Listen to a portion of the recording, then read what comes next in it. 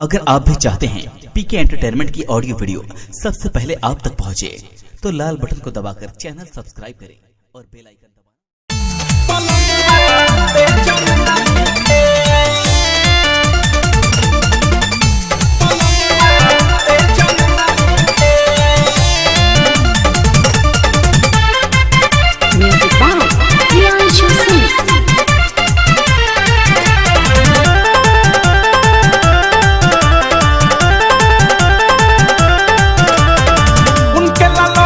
सबसे बचैनी सैतर खजाना नहीं हर के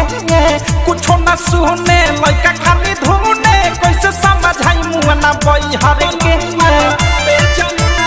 हाय हाय हाय हाय उनके ललैनी सबसे बचैनी सैतर खजाना नहीं हर के कुछो न सुने लइका खाली धुने कैसे समझाई मुआ न बई हर के पहला मुला के जनई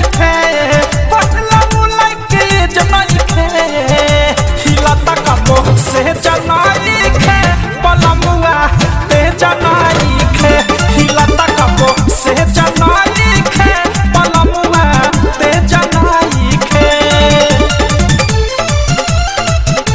पलमुआ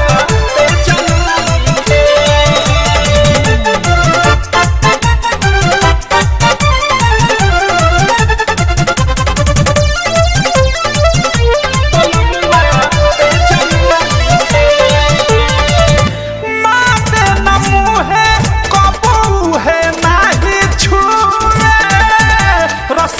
जवानी सखी ठोपे ठोपे चुए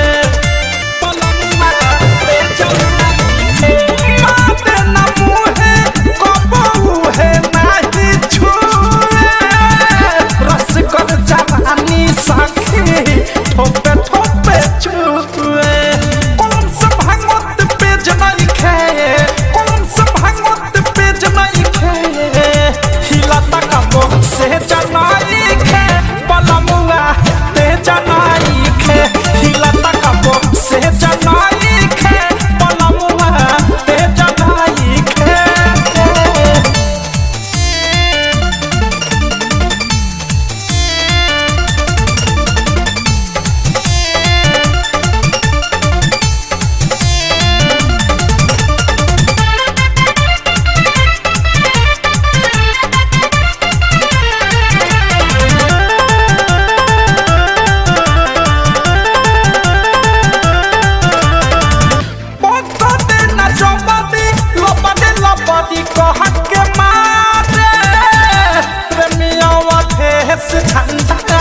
प्यार